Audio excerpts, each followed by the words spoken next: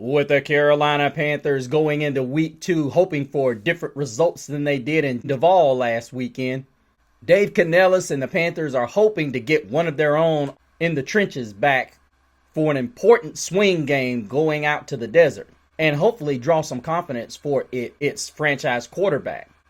Want to find out what his status is and the other keys to the game out in the desert?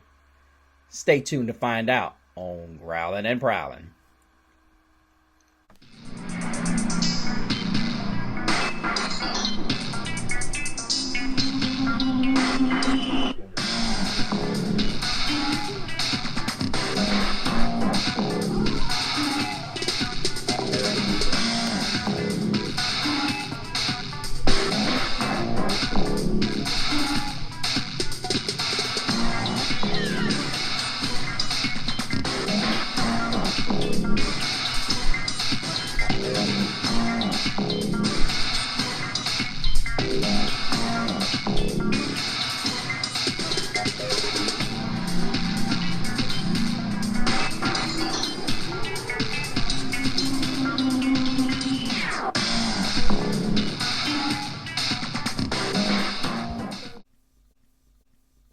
Welcome back, Prowlers.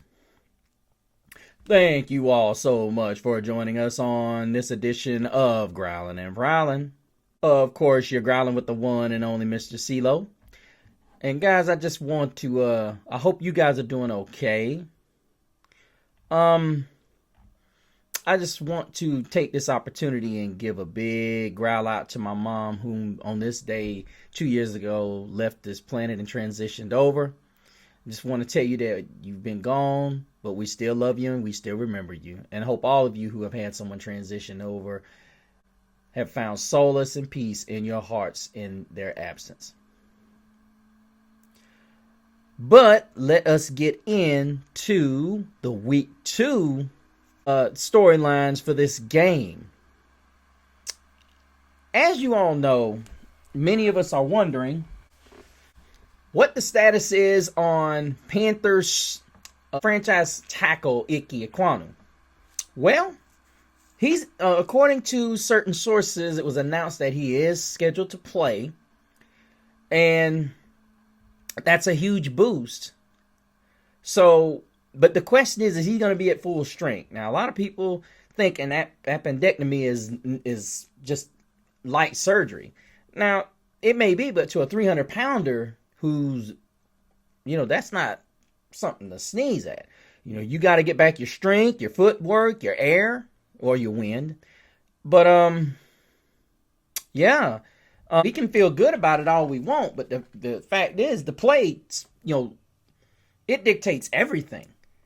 If Ekwano's at full strength, this is huge. But I just question why Brady Christensen is not the guy for the job. As I said, the Panthers saw Josh Nijman go out in week 1 in Ekwanu's absence, and he wasn't great. As I said, Brady Christensen's a guy, in my opinion, who should have that spot regardless. And for what it's worth, he's always performed well in his absence. Brady Christensen is a 3-down guy. I would say 5, because he can play guard, center, and tackle, but he can play all 5. So when I start looking at where this team is, right now Ekwonu is the big guy. We already know Tershawn Wharton is out on the defensive front. But the most important thing when we start talking about this offense is that this offense has to be able to keep Bryce upright against a very good Arizona front. If the Panthers are able to do what they did last season, which is run the football, I'm still waiting on Canellis to be that vigilant warrior when it comes to running the football. I think when you say you're vigilant running the football, that means you're going to run the football even if the defense knows it's coming. To me, I saw too many times Canellis wanting to use his new toy, which was Ted McMillan. That can't happen. We can't end up in a position where we're allowing guys like Josh Sweat, Calais Campbell, and Darius Robinson to tee off, as well as Xavier Collins. You can't allow these guys to tee off on Bryce. And when you look at the secondary with Max Melton and Budda Baker and Will Johnson, you cannot allow this defense to tee off on your quarterback. Which leads me to the next point. The best way you can deal with a really good defensive front is just be able to run the football. Look, there was a lot of good money spent. I get it. Dalvin Thompson is out of 6'3", 330, but he's 31 years old. If you can consistently start moving him off the ball and making him work, I question the depth that the Arizona Cardinals have in their middle. You got the ageless wonder, Calais Campbell, who's still making plays in this league, but he's 39 years old, people. He's 6'8", 315 pounds, still a powerful figure with 5 tackles on the season in the opener. But I have a lot of faith. Now, here's the other thing. Corbett's got to play better than he did last week. And I have a lot of faith that we're going to be able to do some special things underneath. Now, Will Johnson's probably going to be matched up with Ted McMillan, which, in my opinion, as I said, I still have a lot of faith in what Ted can do. Now, Will Johnson is 6'2", but he is also a rookie. He's got 3 pass breakups already, people. So, but I will tell you, I still have a lot of faith in Ted McMillan. Like I said, Max Melton is 5'11". That's not a matchup you want Ted McMillan on. This is where Leggette's going to have to come up big. And I also believe that this is going to be a situation where you're going to have to see a better showing from Jatavian Sanders. He and Tommy Tremble are going to have a big game. And then you got to throw in Mitchell Evans as well. We did see a little bit of James Mitchell, but I'm going to be honest with you. This is where Canellis is going to have to start featuring his tight ends more. You cannot sit here, and everybody in the National Football League understands that we're itching to show off our new Corvettes, including Hunter Renfrow. You got to get creative. You can't sit here, Canellis, and say, hey, we're not going to draw up anything. We're going to let these guys beat their opponent. Sometimes you got to use some creativity. And I would say more so than not.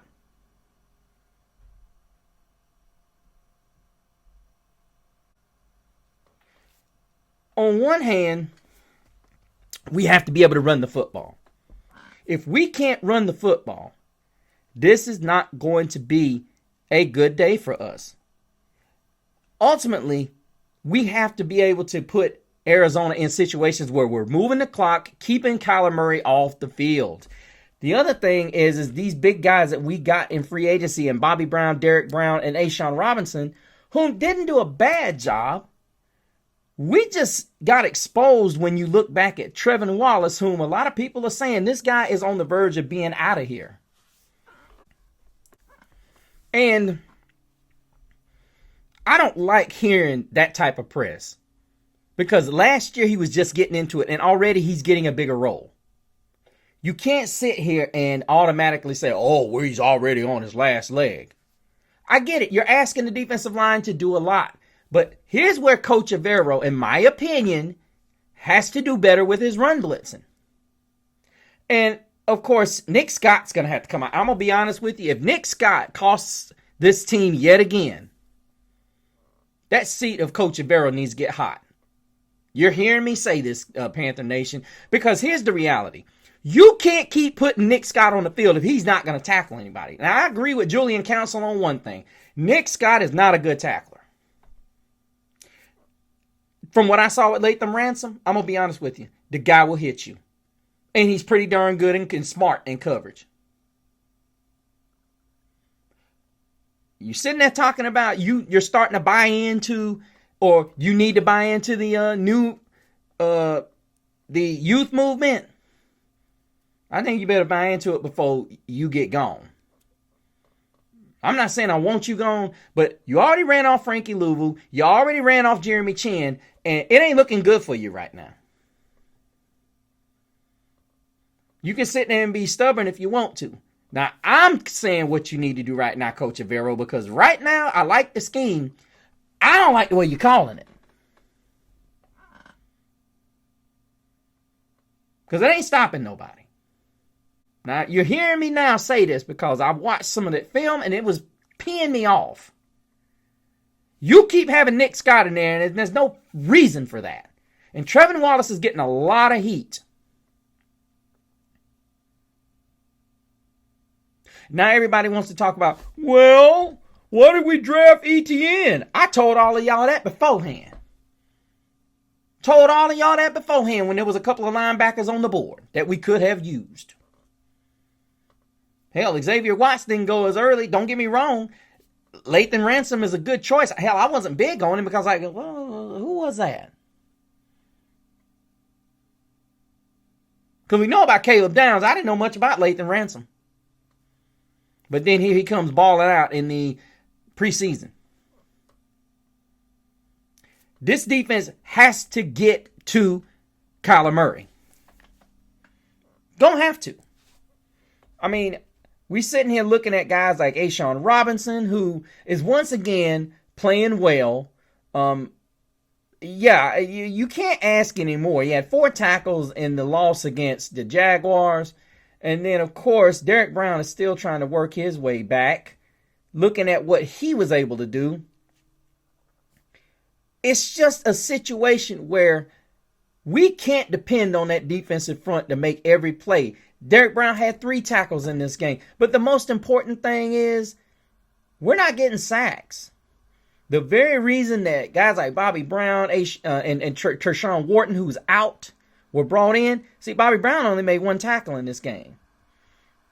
He's got to be a bigger part.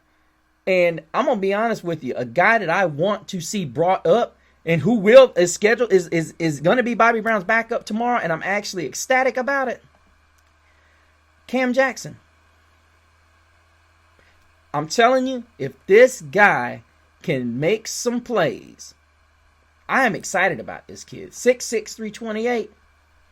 Let me tell you. Y'all mark my words. This guy's going to play himself on the field. He will be a lock whether Tershawn Wharton plays another snap.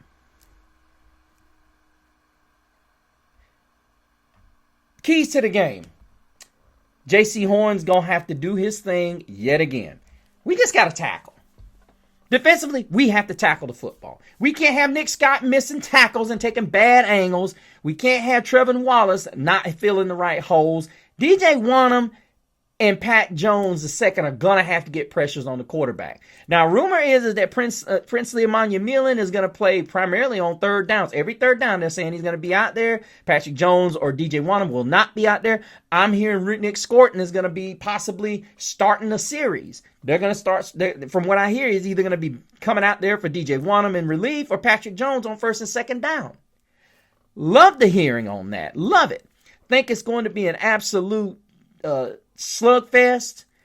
So all I'm saying is that we have to maintain Kyler Murray. And this defense is going to have to do a lot more than that. I think J.C. Horn's going to do a great job locking down Marvin Harrison. The biggest concern is, can we slow down Trey McBride?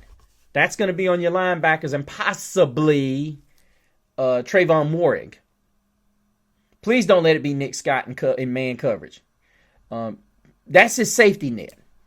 We can control him. We have a really good chance of winning this game defensively. But ultimately, we've got to be able to run the football with that lighter defensive front that they've got. Josh Sweat is a primary pass rusher.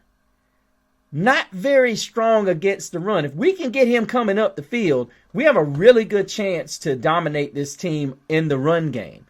He's only got 1 tackle on the season, so he's not a guy that gets a lot of. He's primarily their elite pass rusher. He came over from Philly. You know, he was the one that basically got paid for the Super Bowl.